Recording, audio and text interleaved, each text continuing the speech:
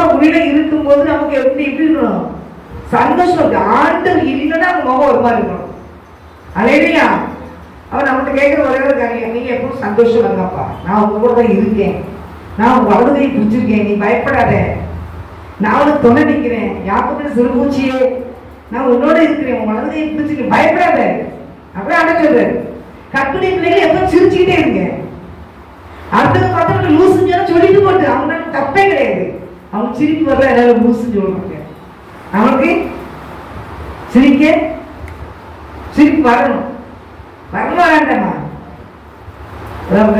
ஒரு பவுன் சொல்லி ஒரு ஊழியக்காரர் இருக்காரு மெட்ராஸ்ல. அவர் எப்பவும் சிரிச்சுக்கிட்டே தான் இருக்காரு. அப்புறம் இன்னொரு ஊழியக்காரர் அவர் பேரு கோரேசியா. அவருக்கு நீங்க இப்படி மக்கள் எப்ப பார்த்தாலும் உங்களுக்கு பார்த்தா சிரிச்சாக்கிறதுனா ஏசுபையன் கூட இருக்கிறாங்க, சிரிச்சுக்கிட்டே இருக்கேன். அல்லேலூயா. சிரிக்கணும் கற்றுக்கிறேன், பயப்படுத்தி சிரிங்க, சந்தோஷமா இருங்க. சந்தோஷமா இருக்கிறதுக்காக விசுவாசம் நம்மளை பார்த்து தெரிஞ்சுவான், அவன் வெட்கப்படுவான். எப்ப பார்த்தாலும் என்னத்தை சொன்னாலும் என்னத்தை பண்ணாலும் சிரிச்சுக்கிட்டே இருக்கு. என்ன நெருக்கடி கொடுத்தாலும் அவங்க என்ன செய்யறாங்க? சிரிச்சுக்கிட்டு தான் இருக்கிறாங்கன்னு சொல்லி. அப்போ கர்த்தருக்குள் எப்போதும் என்ன செய்யுமா? மகிழ்ச்சியா இருக்கணும். மகிழ்ச்சியா இருக்கிறது நமக்கு பலன். கர்த்தருக்குள் மகிழ்ச்சியா இருப்பதே நம்மளுடைய பலன், நமக்கு பலன். மகிழ்ச்சியா இது. அதாவது துக்கப்படுறதுனால ஒரு மக்கள் கூட்ட முடியுமா, ஒரு மக்கள் குறைக்க முடியுமா? ஒன்றும் பண்ண முடியாது. அது தேவையான ஒன்றும் செய்ய முடியாது. தேவன் நம்மளோட கூட இருந்தா மகிழ்ச்சியா இருக்கும். அல்லேலூயா. சந்தோஷமா இருக்கீங்களா? சந்தோஷமா இருக்கீங்களா? ஆமே. சந்தோஷமா இருக்கீங்களா? நீங்களே சந்தோஷமா இருக்கீங்களா? சந்தோஷமா இருக்கணும். எப்பவும் சந்தோஷமா இருந்தா ஆண்டவர் நம்மளோட கூட எதிர்த்து பேசுவார். இப்போ நான் சொல்றேன், 2 பிள்ளைங்க இருக்குன்னு வச்சுக்கோங்களேன். இந்த 2 பிள்ளைங்க எல்லாம் ஒண்ணு அழுதுகிட்டே இருக்குன்னு வச்சுக்கோங்களேன். அதுங்களுக்கு எதாவது செய்ய முடியுமா? என்னத்தை கொடுத்தாலும் அதை தான் செய்ய சொல்லுவாங்க. ஒரு சிரிச்சுட்டே இருந்தாங்க, அதை அணைச்சு முத்து ஒரு முத்தம் கொடுத்து அதுக்கு எதாவது கொடுப்பாங்க. அல்லேலூயா. நம்மகிட்ட பிள்ளைங்களே பாருங்களேன், என்ன சிரிச்சுட்டு அம்மா அம்மான்னு ஜாலியா அப்பா அப்பா ஜாலியா இருந்தாங்க. அவங்களுக்கு அவங்கள பார்க்கும்போது நம்ம வெளியே வர உள்ள வரும்போது அவங்களை பார்த்து நினைச்சோம் சிரிப்பா தெரியும். ஏன் எப்போ வந்தேன் அப்படின்ட்டு அது எப்போ மூஞ்சி அப்படிதான் அப்படின்னு தெரியும். நீங்க நல்லா பார்க்கணும். நல்ல பாருங்க, இப்ப வந்து நம்ம பிள்ளைங்க இருக்காங்க, சிரிச்சுக்கிட்டே நல்லா அம்மா அப்பாட்ட பேசி சிரிக்கிற பிள்ளைங்கன்னா நம்ம அம்மா அப்பா வீட்டுல கம்யூனுக்குள்ள வரும்போதே நினைச்சுவாங்க, எப்போது ஸ்கூல் முடிச்சுட்டு அப்படிம்பாங்க. ஆமா அம்மா அப்படிம்பாங்க இவங்க. ஆனா மூணு இருக்குது மூஞ்சி கூட பார்க்க வேண்டியது இருந்தா அவங்க நினைச்சுவாங்க அவங்க மூஞ்சி பார்க்க வேண்டியது. அதுக்கப்புறம் அந்த ஆண்டவர் ஏசப்பாவர் நம்ம எப்போ சிரிங்க. ஆண்டவர் வந்து நம்மள எப்போ சிரிக்கதான் வச்சிருக்கிறாரு. அவர் ரட்சிப்பின் சந்தோஷத்தை நமக்கு தந்திருக்கிறாரு. உற்சாகமான ஆவிய நமக்கு தந்திருக்கிறார். மாம்சம் விலகினது, ஆவி உற்சாகம் உள்ளது. அதை பிடிச்சுக்கோங்க. என் முகம் இப்படிதான் அப்படின்னு சொல்லி உங்க முகத்தை மாத்துங்க. அல்லேலூயா. முகத்தை மாத்தணும். சிரிங்க. சிரிக்கணும். அவங்க ஆண்டுகளை சந்தோஷமா இருந்தா நமக்கு பலன். நம்ம அப்படியே நம்ம ஒடுங்கி போன ஆவி மாதிரி அப்படியே புடுங்க ஒடுக்குவோம். சின்ன சின்ன பிரச்சனைகளை புதுசா ஆக்கிட்டு இருப்பான். நீங்க சிரிச்சுக்கிட்டே இருங்க. எதுனாலும் கண்டீங்க. அது ஆண்டவரே சொல்றாரு. சந்தோஷப்படுறா தாங்களே சொல்லுவாரு, ஆண்டவரே ரட்சிப்பின் சந்தோஷம் எனக்கு தாரும், உற்சாகமான ஆவியனை தாங்கும்படி செய்யுங்கப்பா அப்படிங்கிறப்ப. அல்லேலூயா. அப்படி கேட்டு பெற்றுக்கொண்டு நீங்க எப்போ சந்தோஷமாவே இருங்க. கவலையே இருந்தாலும் கவலை ஊருக்கு உலகத்துல இருக்கிற வரைக்கும் கவலை உண்டு. இந்த உலகத்துல இருக்கிற வரைக்கும் கவலை உண்டு, வேதனை உண்டு, பாகம் உண்டு, கண்ணீர் உண்டு, எல்லாம் உண்டுதான். ஆனா கர்த்தர் எல்லாத்துக்கும் நமக்குள்ள இருக்கும்போது எல்லாம் பின்னால போயிடும். ஆண்டு முன்னால இருக்கிற சந்தோஷம் ஆண்டவர் இருப்பாரு. அல்லேலூயா. சந்தோஷமாயிருங்க, எப்பொழுது சந்தோஷமாயிருங்க, சந்தோஷமாயிருங்க, எப்பொழுது சந்தோஷமாயிருங்க. நெருக்கத்தி நேரத்திலோ கண்ணீரின் பாதையிலோ, நெருக்கத்தி நேரத்திலோ கண்ணீரின் பாதையிலோ நம்மை காண்கின்ற தேவன் நம்மோடு இருப்பார். சந்தோஷமாயிருங்க. நம்மை காண்கின்ற தேவன் நம்மோடு இருப்பார். சந்தோஷமாயிருங்க, சந்தோஷமாயிருங்க, எப்பொழுது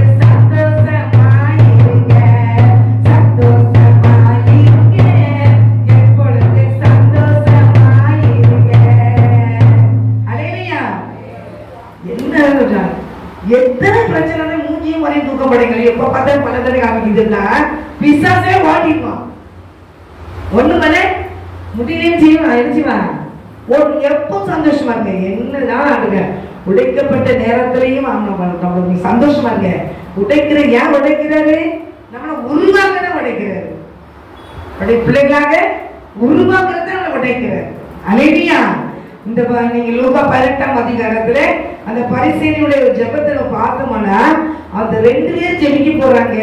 10ஆம் வசனத்துல தேவனுக்கு போனதே ஒருவன் பரிசேயன் மற்றவன் ஆயக்காரன். அந்த பரிசேயன் என்று தேவனை நான் பரிகாரன் அநியாயக்காரன் விபச்சாரக்காரன் ஆகிய மற்ற மனுஷரை போலவும் இந்த ஆயக்காரனை போல இராததினால் உண்மை சோதரிக்கிறேன் சொல்றான். ஆனா வாரத்துல 2 தரம் உபவாசிக்கிறேன், என் சம்பாத்தியத்தை எல்லாம் தசம்பாகம் செலுத்துகிறேன் என்று தனக்குள்ளே என்ன செஞ்சான்? ஜெபம் பண்ணினான். அல்லேலூயா. தனக்குள்ளே ஜெபம் பண்ணான். ஆனா அந்த ஆயக்காரன் என்ன செஞ்சான்? ஆயக்காரன் தூரத்துல நின்று அவனுக்கு ஒண்ணும் தசம்பாகம் கொடுக்கல, உபவாசம் போடல, ஒண்ணுமே பண்ணல. வாரத்துல 2 தரம் உபவாசிக்கல, சம்பாத்தியத்துல தசம்பாகம் கொடுக்கல. ஆனால் ஜெபம் அவன் ஜெபம் பண்றான், ஜெபமும் பண்ணல. அது ஒரு வார்த்தை சொல்றான், ஜாயக்காரன் தூரத்தில் நின்று தன் கண்களை வானத்துக்கு ஏறெடுத்து துணியாமல் திரும்பி போனான் என்று உங்களுக்கு சொல்லுகிறேன். ஏனெனில் தன்னை உயர்த்துகிறவன் எவனும் தாழ்த்தப்படுவான், தன்னை தாழ்த்துகிறவன் என்ன செய்வான்? உயர்த்தப்படுவான். அப்ப தேவனுக்கு முன்னால நம்மளை தாழ்த்தி நம்மகிட்ட ஒண்ணுமே கிடையாது, எந்த தகுதியும் கிடையாது. எந்த தகுதியும் உண்டா? வானத்தை முன்னே படைச்ச சர்வ வல்லமையுள்ள தேவன் நம்ம பார்வைக்கு ஒரு கொசு கூட பெருசா இருக்கும். நம்ம ஒரு மண்ணு தூக்கம், அந்த தூசியோட நமக்கு ஒரு கொடுத்துதான். ஆனா அவருக்கு முன்னாடி நம்ம என்ன செய்யணும்? நம்மள தாழ்த்தணும். ஆடர் உங்கள்கிட்ட என்ன கேட்கிற? மனத்தாழ்மையா இருக்குன்னு சொல்லியிருக்காரு. என்ன மனத்தாழ்மையா இருக்கிறது அவருக்கு ரொம்ப பிடிக்கும். ஆனால் தேவனுடைய பிள்ளைகளை நீங்களும் என்னைக்கு ஏசப்பாக்கு முன்னால நம்ம இருக்கோம். ஆண்டவர் வந்து சர்ச்சைக்கு போனாதான் ஜெபம் பண்ணாதான் ஆண்டவர் இருக்காரு இல்லை, ஜெபம் கொடுத்து வந்தாதான் ஆண்டவர் இருக்காரு. ஆண்டவர் எல்லா நேரத்திலும் நம்ம கூட இருக்காரு. அதனால நம்ம என்ன செய்யணும்? எப்பவும் தேவனுக்கு முன்பாக தாழ்மையுள்ள பிள்ளைகளா இருப்போம். எப்போதும் அவர் விரும்புவது மனத்தாழ்மை தான் அவர் விரும்புகிறாரு. ஆண்டவருக்கு முன்னால ஆண்டவரே என்கிட்ட ஒண்ணுமே இல்லை, நான் ஒரு பாவிதான், ஆண்டவரே எந்த தகுதியும் இல்லை, நீர் அதனால என்னை ரட்சித்து நான் கேட்பேன். இன்னைக்கும் ஆண்டவர்கிட்ட என்கிட்ட எந்த தகுதியுமே இல்லப்பா, பெருமை பாராட்ட ஒண்ணுமே இல்லை இசப்பான்னு நான் ஆண்டவர்கிட்ட நிற்கேன். அதுதான் ஆண்டவர் பிள்ளைங்க நம்மகிட்ட கேட்கறது. நான் தாழ்மையை தான், தாழ்மை உள்ளவருக்கு தான் அவர் என்ன செய்யறாரா? கிருபை அளிக்கிறார். அதனால தாழ்மை உள்ள தாழ்மையோடு தேவனுக்கு முன்பாக நினைச்சு காணப்படும். எந்த நேரமும் தேவ பிள்ளைகிட்ட நம்ம பேசுறதுனா தாழ்மையா இருங்க, எல்லாத்தையும் பேசும்போது தாழ்மையா இருங்க. அதுக்கு மிஞ்சின ஒண்ணுமே இல்லை. நம்ம ஆசீர்வதிக்கப்படணும், நம்ம உயர்த்தப்படணும்னா ஆண்டவர் நமக்கு தாழ்மை அவங்க எதிர்பார்க்கிறாங்க. அதனால பாருங்க இந்த வசனத்துல அது ஒண்ணு இல்லை, நான் பாவியாகி நான் என்ன கிருபையாக சொன்னாரு. ஆண்டவர் கிருபையா இருந்தாரு. அவனெல்லாம் இவன் தான் நீதிமானாரு. அதனால எல்லாத்தையும் அள்ளி அள்ளி கொட்டி கொட்டி கொடுத்தாலும் என்ன செய்ய முடியாது? பரலோகத்துல போக முடியாது. தேவனுடைய பார்வைக்கு நல்லவங்க பேர் வாங்கவும் முடியாது. நான் வந்து ஒண்ணு இல்லை ஆண்டவரே, நான் ஒரு குப்பை ஆண்டவரே அதை சொல்லுவேன். அப்புறம் சொல்லுவார் ஒரு காரியத்துல வசனத்துல ஆதியாகமத்தில் சொல்லுவாரு, 18ஆம் அதிகாரம் நினைக்கிற சொல்லுவாரு, ஆண்டவரே நான் தூளும் சாப்பிடுமானவன் சொல்லுவார். நான் தூளும் சாப்பிடுமானவன் ஆண்டவரை சொல்லி தரப்பிலிருந்து ஜெபிப்பாரு. அப்ப சொல்லுவாரு, எடுங்க சங்கீதம் ஆதியாகமத்துல 18ஆம் அதிகாரத்தை நீங்க எடுத்தீங்கன்னா நீ பைபிள் புதுசு, அதெல்லாம் கரெக்டாக மறக்க மாட்டேங்க. 18ஆம் அதிகாரத்தை 27ஆம் வசனத்தை வாசிங்க.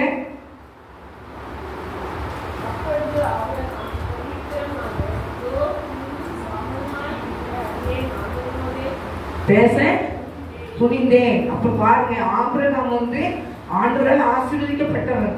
அதனால அவன் இப்படி தாழ்த்தினதுனால ஆண்டவர் சொல்றாரு ஆபிரகாமே தேவன். ஆனா அந்த பேர் ஆபிரகாம் பெயர் பெற்று கொண்டிருக்கு. பிரதர் ஆண்டவரே நான் தூளும் சாம்பலுமா இருக்கிற அடியே ஆண்டவரோடு பேச துணிந்தேன். என்ன செஞ்சாரு? ஜெபிக்கிற இடத்துல நின்றுட்டு கேட்கிறாரு ஆண்டவர். அதனால தேவ பிள்ளைகளை நீங்களும் நானும் தேவனுக்கு முன்னால நம்ம எப்பவும் இருக்கிறதுனால தேவனுக்கு முன்னால நம்மளை தாழ்த்தணும். எப்பவும் நம்மளை என்ன செய்யணும்? தாழ்த்தணும். நம்ம பெருமை பாராட்ட ஒண்ணுமே இல்லை. பெருமை உள்ளவனுக்கு கர்த்தர் எதிர்த்து நிற்கிறாங்க. தாழ்மை உள்ள பிள்ளைகளாக ஆண்டவரே ஒண்ணு இல்லையா நீதி எப்படி ஆண்டவரே என்னையே உங்க பிள்ளையா தகுதிப்படுத்துப்பா. ஒவ்வொரு நாளும் ஆண்டவரே என்ன பேசணும், என்ன சொல்லணும், எப்படி நடக்கணும் சொல்லி தங்கப்பான்னு கேட்டா அழகா ஆண்டவர் நடத்துவாரு. அல்லேலூயா. அழகா நடத்துவார். கரம் முடிச்சு அவர் சந்தோஷம். அதான் சொன்ன 2 பிள்ளைங்க ஒன்று சிரிச்சுக்கிட்டே இருந்தால் அந்த தாய் தகவ வெளியிருந்து வரும்போதே நம்மளை பார்த்து சிரிச்சு ஒரு முத்தம் கொடுத்து எப்போ வந்தாலும் கேட்பாங்க. ஆனால் கொஞ்சம் தூக்கிக்கிட்டே இருந்தாங்கன்னா அவங்கள தாய் தகவ நினைச்சு கேட்கவே முடியாது, ஒன்றுமே கேட்க முடியாது. எப்போ பேசினாலும் சிரிக்கிறது இப்படிதான் இருப்பாங்க. தேவ பிள்ளைகளுக்கு நீங்க கர்த்தருக்கு முன்பாக நம்ம இருக்கிறோம். ஆனால் எப்பவும் தாழ்மையா இருங்க, எப்பவும் தாழ்மையா பேசுங்க, எப்பவும் தேவனோட அன்பா இருங்க. தேவனோட நீங்க அன்பா இருங்க, தேவன் உங்க மேல அன்பா இருப்பாரு. அல்லேலூயா. அவங்க வசனம் எடுத்து வச்சிருக்கேன். அல்லேலூயா. தோஷித்தர வரிக்கலாம் 1 தெசலோனிக்கேயர்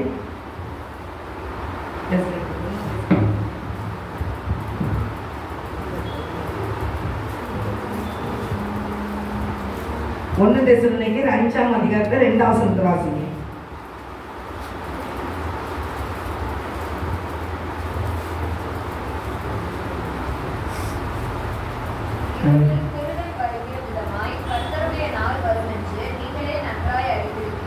அல்லேலூயா.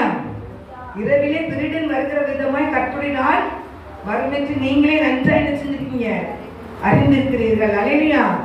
ஆண்டுடைய நாள் எப்போ வரும்ன்றது நமக்கு அதை சொல்லிக்கல. திருடன் வருகிற விதமாக நான் என்ன செய்வேன் வருவேன், எப்போ வரும் நமக்கு என்ன சொல்லிட்டு யாருக்கும் தெரியாதுன்னு நாங்கள் சொல்லிட்டாரு. அதனால சொல்லுங்க, அந்த ஆண்டவருக்குன்னு காத்திருக்கிற பிள்ளைங்க ஆண்டோடைய எக்கால சத்தமே நிச்சயமா கேட்கப்படுவான். அதனால 10 கன்னிகளை பத்தி பேசிப்பாங்க. இவ்வளவுதான் தேவனுடைய பிள்ளைகளா இருந்தாலும் ஆண்டு வரும்போது அபிஷேகம் பெற்ற அந்த 5 பேர் தான் போகணும். 5 பேர் நினைச்சு முடியல, போக முடியல. அதனால கர்த்தருடைய நாள் வருதுன்னா இன்னைக்கு அவருடைய அடையாளங்கள் எல்லாம் காட்டிக்கிட்டு இருக்கிறாரு. ஆண்டவர் சீக்கிரம் என்ன செய்வாரு, வருவாரு. எந்த இரவுல வருவாரு நமக்கு தெரியவே தெரியும். அப்ப நம்ம என்ன செய்யணும், ஆயத்தமாக என்ன செய்யணும் இருக்கணும். அப்ப இன்னைக்கு ஒவ்வொரு குடும்பத்திலையும் நீங்க பார்த்துட்டு இருக்கும்போது ரட்சித்துக்கிட்டு இருக்கிறாரு ஆண்டவர். என்ன ஒவ்வொருத்தரும் நிறைய ரட்சித்துக்கிட்டு இருக்கிறார், நிறைய ஜெபிக்கிறதுக்கு ஆண்டவர் எழுப்பிட்டு இருக்கிறாரு. என்னன்னா ஆண்டவர் சீக்கிரம் என்ன செய்யறாரு, வர போறாரு, சீக்கிரம் வர போறாரு. அதனால நம்ம ஜெபிக்கிற பிள்ளைங்க என்ன செஞ்சிருக்கிறார், அமைதியா இருக்கிற ரட்சிக்கப்படாத பிள்ளைங்க நம்ம என்ன செய்யணும், ரட்சிக்கணும். நீங்க சொந்தத்துல நம்ம குடும்பத்துல பக்கத்துல இருக்கிறவங்களுக்கு நமக்கு தெரிஞ்சவங்க எல்லாம் ரட்சிப்புக்காக நம்ம ஜெபிக்கிறதுக்கு தேவன் நம்மளை என்ன செஞ்சிருக்கிறார், எழுப்பி இருக்கிறார். அல்லேலூயா.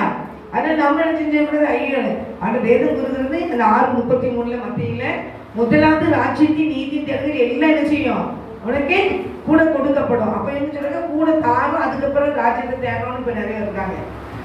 இப்பெல்லாம் எங்களுக்கு முடியாது, நாங்க வேலை போயிட்டு இருக்கிறோம், ரிட்டையர்ட் ஆகின பிறகு நாங்க அவங்களுக்காக ஏதாவது ஊழியத்தை செய்யறோம் அப்படின்னு சொல்லுவாங்க நிறைய பேர். ரிட்டையர்ட் ஆகிற வரைக்கும் அவங்க உயிரோட இருப்பாங்க இல்லையா யாருக்குமே தெரியாது. அப்ப கட்டுரை பிள்ளைகள் நமக்கு அந்த சமயம் காய்த்தாலும் சமயம் வாய்க்காட்டாலும் தேவனுடைய காரியங்களை செய்யறது ஊழியத்தை செய்யறது நம்ம மேல விழுந்த கடமை. நம்ம வீட்டுல உள்ளவங்களுக்காக செய்யலாம், வெளியில் உள்ளவங்களுக்காக செய்யலாம், அவங்களுக்காக தேவசமத்தை என்ன செய்யணும், நம்ம ஜெபிக்கிறது கட்டாயம் ரட்சித்திருக்கிறார். நம்ம குடும்பங்களுக்காக ஜெபிக்கணும், பெற்றோர் குடும்பங்களுக்காக ஜெபிக்கணும், உறவினர் தூரத்து உறவினர்களுக்காக எல்லாருடைய பேரை சொல்லி என்ன செய்யணும், நம்ம ஜெபிக்கணும். ஏன்னு கேட்டீங்கன்னா ஒருவரை அழிந்து போது தேவனுக்கு சித்தமே இல்லை, எல்லாரும் மனதிற்கு தான் நீதி பொறுமையா இருக்காரு. அப்போ நீங்க இந்த பாதாளம்ங்கிறது பயங்கரமான ஒரு இடம். பாதாளம் ஒரு பயங்கரமான இடம், அழி நிறைஞ்ச இடம், பயங்கரமான குடியது முடிவே கிடையாது. அங்கதான் போய் என்ன செய்ய, அங்க தள்ளப்படுறாங்க. செத்தவன அங்கதான் என்ன செய்யறாங்க, அதான் பாட்டு கொஞ்சம் ஆத்மாவே நன்றி சொல்லு. அந்த ஆத்மா பரலோகத்துல போகணும். அதுதான் அந்த ஆத்மா தேவனுக்கு நன்றி சொல்லணும். நம்ம சரீரம் மண்ணுல முடிவாங்க, புழுவத்துக்கிட்டு போயிடும். நமக்குள்ள இருக்கிற ஆத்மா தேவனுடைய ராஜ்யத்துக்குள்ள போகும். அதான் பரலோக ராஜ்யத்துக்குள்ள போகும். அந்த ஆத்மாவுக்கு தான் சரீரத்தை கொடுத்து ஆடுவாங்க, ஜீவனை கொடுத்து அவங்க நியாயத்துக்கு நல்ல போய் நிப்பாட்டுவாரு.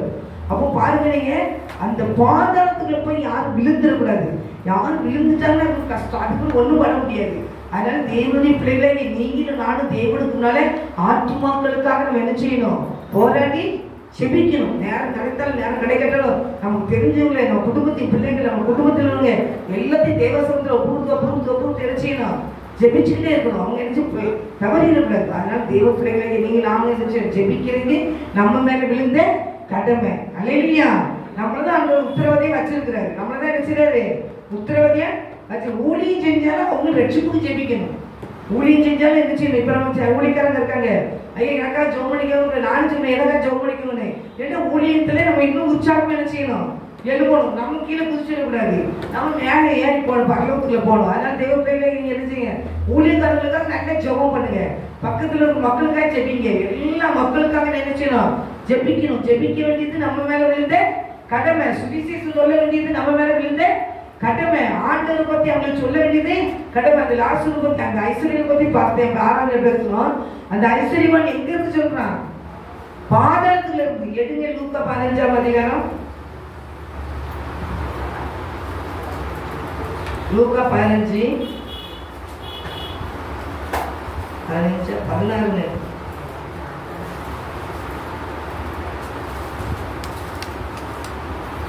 லூக்கா 16ஆம் அதிகாரம் 23ஆம் வசனம் வாசிங்க. பாதாளத்திலே அவர் வேதனைப்படுகிறபோது தன் கண்களை ஏறெடுத்து தூரத்திலே ஆபிரகாமையும் அவன் மடியிலே லாசருவையும் கண்டான். அப்பொழுது அவன், தகப்பனாகிய ஆபிரகாமே, நீர் எனக்கு இறங்கி லாசரு தன் விரலின் நுனியை தண்ணீரில் தோய்த்து என் நாவை குளிர பண்ணும்படி அவனை அனுப்ப வேண்டும். இந்த அக்கினி சுவாலையில் வேதனைப்படுகிறேனே என்று கூப்பிட்டான். அல்லேலூயா. அந்த அக்கினிக்குள்ள என்ன செஞ்சுட்டு இருக்கிறான்னா வேதனையே. பட் ஆபிரகாம் மேல வர முடியாது. ஆனா அவன் நேர ஆபிரகாம் என்ன சொல்றான். ஆனா அவன் அந்த லாசரை அனுப்பும் அப்படின்னு சொன்ன ஒரு வசனத்துல பாருங்க. 20ஆம் வசனத்தை வாசிங்க. அப்பொழுது அவன், அப்படியானால் தகப்பனே, எனக்கு 5 பேர் சகோதரர் உண்டு. அவர்களும் வேதனைக்குள்ளே தேடத்துக்கு வராதபடி அவன் போய் அவர்களுக்கு சாட்சியாக அறிவிக்கும் பொருட்டு நீர் அவனை என் தகப்பன் வீட்டுக்கு அனுப்பும்படி உம்மை வேண்டிக் கொள்கிறேன் என்றான். எங்க போய் நின்று பாதாளத்துல வந்து தெரிஞ்சு நான் ஜெபிக்கிறான். அவங்களுக்காக வேண்டிக் கொள்றேன், நீங்க அங்க என்ன செய்யுங்க, அவங்களுக்காக அவங்களுக்கு அனுப்புங்க அப்படின்னு சொல்றான். அப்ப அங்க என்ன சொல்லி யாரும் போக முடியாது. அது பெரிய பயங்கரமான பாதாளம். அங்க யாரும் இறங்க முடியாது, ஏற முடியாது. இங்க இருந்து லாசர் இருக்கிற இடத்துக்கு இந்த பக்கம் தண்ணி குடிக்க முடியாது. அப்படி வேதனை நிறைஞ்ச இடத்துக்குள்ள தான் ஐஸ்வர்யம் கிடக்கணும். அப்போ நீங்க என்ன செய்யுங்க, இங்க இருக்கிற மக்கள் பரலோகத்துக்குள்ள போகணும்னா நம்ம தான் என்ன செய்யணும்? அந்த ஆத்மா வந்து வேதம் கொடுக்குறது ஆத்மா வெளியேற பெற்றதான். அந்த ஆத்மா வந்து வெளியேற, பாப்பா ஜெபிக்கும்போதெல்லாம் சொல்லுவா, ஆத்மா வெளியேற பெற்றதாண்டவே, அது அருமையானது அப்படின்னு சொல்லு. அப்போ வந்து அந்த ஆத்மா வந்து வெளியேற பெற்றது. இந்த ஆத்மாவுக்கு ஈடு இல்லை. அவங்க சொல்லுவாங்க, இழந்து போனதை தேடவும் ரட்சிக்கவே மனுஷகுமாரன் வந்தாங்க போது ஒரு ஆத்மா மனம் தெரிவிச்சான். பரலோகத்தில் மிகுந்த சந்தோஷம், பரலோகத்தில் மிகுந்த சந்தோஷம். அப்போ ஆத்மா மனம் திரும்ப பரலோகத்தில் தேவ தூதர்கள் மத்தியில கூட என்ன செஞ்சான்? சந்தோஷம் உண்டாயிட்டான். அப்போ அந்த சந்தோஷம் யாருக்கு வருது? ஜெபிக்கிற பிள்ளைகள். ஜெபிக்க ஜெபிக்க ஜெபிக்க ஜெபிக்க ஊழியக்காரங்க வழிகிற கூடாது ஆண்டவரே, விசுவாசிகளாம் ரட்சிக்கப்படும் ஆண்டவரே, விக்கிரத்தை பிடி சிக்கி கிடக்காங்கப்பா, அதெல்லாம் ரட்சிக்கப்பான்னு சொல்லி நம்ம ஜெபிக்க ஜெபிக்க நம்ம மீது ஆத்மாக்கள் ரட்சிக்கப்பட பரலோகத்தில் செஞ்சுட்டு இருக்காங்க, சந்தோஷம் படுறாங்க. அந்த சந்தோஷம் யார் நிமித்தம்? நம்ம நிமித்தம் அவங்களுக்கு காரணம். அல்லேலூயா. ஏதோ கடமைக்கு இந்த உலகத்துல இருக்கேன், இந்த கடமைக்கு எப்படியோ போறேன் வாரேன், கிறிஸ்தவர்களுக்கு வாங்குறேன், ஏதோ பைபிள் எடுக்கிறேன், ஏதோ சர்ச்சைக்கு போறேன், ஏதோ ஜெபம் கொடுத்து போறேன், இப்படி நம்ம நினைச்சு ஏனாதான கிறிஸ்தவ வாழ்க்கை வாழவே கூடாது. தேவனுடைய சமூகத்துல வந்து அந்த ஆத்துமாக்களுக்காக புலம்பி தவிக்கணும். அந்த ஆத்துமாக்களுக்கு ஆத்தும பார்க்கிற திறப்பை என்ன செய்யணும்? நிற்கணும். சிறு பிள்ளைகள் கிடைக்கலாம், வாலிய பிள்ளைங்கள்லாம் பார்த்தீங்கன்னா எவ்வளவு கஷ்டப்பட்டு இருக்காங்க பாருங்க. ரொம்ப, அதாவது நம்ம இருந்து வந்த காலம் அதுக்கு முந்தின காலத்தை பார்க்கல, இந்த காலம் கொடிய காலமா போயிடுச்சு, பயங்கரமான காலம். அப்ப அந்த அப்படிப்பட்ட காலத்துல இருந்து பிள்ளைகளை மீட்டெடுக்கணும்னா நம்ம கிட்ட அந்த அதிகாரத்தை கையில கொடுத்துருக்கிறாங்க ஆண்டவர். அல்லேலூயா. ஜெபிக்கிற ஆண்டவர் பிள்ளைகளை பாதுகாத்துக்கணும், ஆண்டவர் பாதுகாத்துக்குவார். நம்ம அங்க போய் அவங்களை வறட்சியெல்லாம் குடிக்கணும்னு அவசியம் இல்லை. இருக்கிறது நம்ம ஜெபிக்கும்போது கர்த்தர் பெரிய காரியங்களை செய்வார். அல்லேலூயா. அந்த தூளும் சாம்பலுமா அடைன்னு சொல்லி ஆண்டவர் ஆபிரகாம் கேட்காரு. எந்த சூழ்நிலை கேட்கிறாரு? திறப்புல நிற்கிறார். லோத்து குடும்பத்துக்காக, அந்த சோதகுமார பட்டணத்தில் இருக்கிறவங்களுக்காக அவங்க காப்பாற்றப்படணும்னு சொல்லி அவரு ஜெபிக்கிறார். 50 நீதிமன்றத்தை அழிப்பீரோ, 40 நீதிமன்றத்தை அழிப்பீரோ, 35 நீதிமன்றத்தை அழிப்பீரோன்னு சொல்லி ஆண்டவர் சுத்த எப்படி கேட்க, நான் உங்களுக்கு முன்பாக பேச துணிந்தேன் ஆண்டவர், நான் சாம்பல் தான், நான் தூசி தான், அதனால அந்த சோதகுமார பட்டணத்தை இவ்வளவு பேர் இருந்தாங்கன்னா அழிப்பீங்களா அப்படின்னு கேட்பார். திறப்பு நிற்பார். அது யார்? அவரு ஆபிரகாம். ஒண்ணு இல்லாதவர அவன் வந்து பெரிய சீமான். அவர்கிட்ட இருக்கிற ஆசீர்வாதம் வந்து பூமி தாங்க கூடாம போச்சான். ஆடு மாடு ஒட்டகம், அவருடைய இந்த பொண்ணு வெள்ளி எல்லாம் அவ்வளவு ஒரு ஐஸ்வர்யமான சீமானா இருந்தாராம். ஆனால் தேவசப்தமே திறப்பை நிற்கிறார் சோதகுமார பட்டணத்துக்காக. நம்ம எப்படி இருக்கும் சிந்திச்சு பாருங்க. அவ்வளோ பெரிய ஆபிரகாமே தேவன் சொல்லி ஆபிரகாமே, அந்த ஆபிரகாமுக்கு தான் ஆண்டவர் முதல்ல கொடுத்துருக்கிறாரு. அவரே தேவ சமுதாயத்தை நின்று போராடி ஜெபிக்கிறாருன்னா நம்ம ஒருத்தருக்கு சொன்னா நம்ம ஜுஜுபி அப்படிம்பாங்க. நான் ஒன்றும் இல்லைடா. நான் தேவ பிள்ளைகளையே செபிக்கிறவங்களா இருக்கணும். திறப்புல உங்களை பார்த்தா சொல்லுவாங்க, உலகத்தை கலக்கிறவங்க இங்கேயும் வந்துட்டாங்க அப்படின்னு பிசாசு பயப்படும். மனுஷங்க பயப்படுறாங்களோ பயப்படாம போறாங்களோ, பிசாசு நடுங்கணும். திறப்புல வந்துட்டான், உலகத்தை கலக்கிறவங்க வந்துட்டான்னு சொல்லி பிசாசு நம்மளை பார்த்து பயப்படுறதுமே தவிர நம்ம பிசாசை பார்த்து பயப்படாது. அல்லேலூயா. நீங்க பிசாசுக்கு தான் பயந்துலேருந்து ஓட கூட்டாது. அல்லேலூயா. கர்த்தருடைய பிள்ளைகளை நீங்களானாலும் ஆண்டவர் நம்மளை குறிச்ச ஒரு நோக்கம் வச்சிருக்கிறாரு. அவர் நோக்கத்தின் நேர இலக்கை நோக்கி நம்ம என்ன செஞ்சுட்டு இருக்கணும்? ஓடணும். நான் ஓடுற போது கரெக்டாக இருந்தவரை பார்த்து என்ன செஞ்சுட்டு இருக்கணும்? ஓடணும். ஆனால் தேவனுடைய பிள்ளைகளை அப்படி வசனம் கூறுகிறது, அவன் இன்ன நாளிலே வருவான்னு சொல்லி திருடன் வருகிற விதமாய் வருவாராம். திருடன் வருகிற விதமாய் கர்த்தருடைய நாள் என்ன செய்யும்? வரவேற்று நீங்களே நன்றாய் சொல்லி முடிங்க அறிந்திருக்கிறீர்கள். அப்ப இயேசுவா திருடன் வருகிற விதமா வருவாருங்கிறது நம்ம அறிஞ்சிருக்கிறோம். ஆனா நம்ம எப்படி இருக்கோம்? நம்ம பிசாசு காட்டுற வழியில போயிட்டு இருக்கோமா? நம்ம பிசாசு போற காட்டுற வழியில போறோமா? செபிக்கல, நம்ம செபிக்கவே இல்லைன்னா பிசாசு காட்டுற வழிதான். சரியா? வேதமே நம்ம வாசிக்கலனாலும் பிசாசு காட்டுற வழிதான். ஆண்டு சொன்ன விழித்திருந்து செபிக்கிறாங்க, தூங்க வச்சாலும் பிசாசு காட்டுற வழிதான். அப்போ நம்ம அமைதியா இருந்தாலும் பிசாசு காட்டுற வழிதான். தேவ சமுதாயம் எப்பொழுதும் என்ன செய்யும்? இடைவிடாம ஜெபம் பண்ணுங்க, சோர்ந்து போகாம ஜெபம் பண்ணுங்க. ஆண்டு சொல்ற வழி. ஆண்டு என்ன சொன்னாரு? சோர்ந்து போகாம ஜெபம் பண்ணுங்க, இடைவிடாம ஜெபம் பண்ணுங்க. அப்புறமா என்ன செய்யணும்? அவர் சொல்ற வழியில தான் நடக்கணும். நம்ம ஏசவ பிள்ளைங்கன்னா அவர் சொல்ற வழியில தான் நடக்கணும். எப்பவும் ஜெபிக்கணும், எப்பவும் ஜெபிக்கணும். சமயம் செஞ்சுக்கிட்டு தான் சரிதான், நம்ம வெளியே சர்ச்சைக்கு போனா சரிதான். எதை பார்த்தாலும் ஆண்டவரை வச்சுங்க, இவங்கள வச்சுங்க, இவங்கள வச்சுங்க, விதைச்சுக்கிட்டு போயிட்டே இருங்க. ஆண்டு சமுத்திரம் உங்க வார்த்தையை விதைச்சிட்டு போங்க. இன்னொருத்தங்க அவங்களுக்காக விதைப்பாங்க, இன்னொருத்தங்க அறுவடை செஞ்சிருவாங்க. அல்லேலூயா. யாரை பார்த்தாலும் நம்ம அவங்களை பற்றி விளைகிறப்ப அவங்களுக்காக தேவசத்தை என்ன செய்யணும்? ஜெபிக்கணும். ஜெபிக்கும் போது அவருடைய வருகையில அவங்க எந்த நேரம் வரதில்லை, அவங்களெல்லாம் தட்டி எழுப்பிடுவாங்க. அல்லேலூயா. இப்ப 4 வசனம் வாசிங்க. 1 தெசலோனிக்கர் 5ஆம் அதிகாரம் 4ஆம் வசனம். சகோதரரே, அந்த நாள் திருடனை போல உங்களை பிடித்துக் கொள்ளத்தக்கதாக நீங்கள் அந்தகாரத்தில் இருக்கிறவர்கள் அல்லவே. நீங்கள் எல்லாரும் வெளிச்சத்தின் பிள்ளைகளும் பகலின் பிள்ளைகளுமாய் இருக்கிறீர்கள். நாம் இரவுக்கும் இருளுக்கும் உள்ளானவர்கள் அல்லவே. ஆகையால் மற்றவர்கள் தூங்குகிறது போல நாம் தூங்காமல் விழித்துக் கொண்டு தெரிந்தவர்களாய் இருக்கப்படுவோம். அல்லேலூயா. மற்றவர்கள் தூங்குற மாதிரி தூங்காம என்ன செய்யணுமா? தெளிந்தவர்களா என்ன செய்யணுமா? இருக்கணும். ஆகவே மற்றவர்கள் தூங்குறது போல நாம் தூங்காமல் விழித்துக் கொண்டு தெளிந்தவர்களை இருக்க கடவோம். பகல் 8ஆம் வசனம், பகலுக்கு கூறியவர்களாகிய நாமோ தெளிந்தவர்களாய் இருந்து விசுவாசம், அன்பு என்னும் மார்க்கரசத்தையும் ரட்சிப்பின் நம்பிக்கை என்னும் தலைச்சீராவையும் தரித்து கொண்டு இருக்க கடவோம். அல்லேலூயா. ரட்சிப்பின் என்ற நம்பிக்கை என்ன தலைசீரா? நான் ரட்சிக்கப்பட்டேன் என்ற ஒரு தலைசீராவை நினைச்சிடணும், வைத்துக் கொள்ள வேண்டும். அல்லேலூயா. ரட்சிப்பின் என்ற தலைசீரா தான் ஒரு பெரிய அதிகாரம். அந்த ரட்சிப்பு நமக்கு இருந்தாலே விசாரணை பார்த்து வர மாட்டாங்க. இவங்க யாரு? ரட்சிக்கப்பட்டவங்க. ரட்சிக்கப்பட்டவங்க நம்ம மேல ஒரு பெரிய முத்திராக வச்சிருப்பாரு. அல்லேலூயா. எசேக்கியேல் அப்படிதான் பார்க்கிறோம். அவங்க சொன்னது செபிக்கிறவங்க மேல ஒரு முத்திரையை போடுங்கப்பா. அப்போ இந்த உலகத்துக்காக திறப்பில் நிற்கிறவங்க யாரு? செபிக்கிறவங்க. அவங்களாம் ரட்சிக்கப்பட்டவங்க தான் ஜெபிக்க முடியும், எல்லாரும் ஜெபிக்க முடியாது. ரட்சிக்கப்பட்டவங்க தான் ஜெபிக்க முடியும், எல்லாரும் செய்ய முடியாது. ஜெபிக்க கேளுங்க, 1000 வாய் பேசுவாங்க. ஜெபிக்கிறேன் எனக்கு ஜெபிக்க தெரியாதுன்னு போயிடுவாங்க. அல்லேலூயா. என் கொடுத்து ஜெபிக்கணும், வீட்டில் ஜெபிக்க மாட்டோமோ அப்படின்னு போயிடுவாங்க.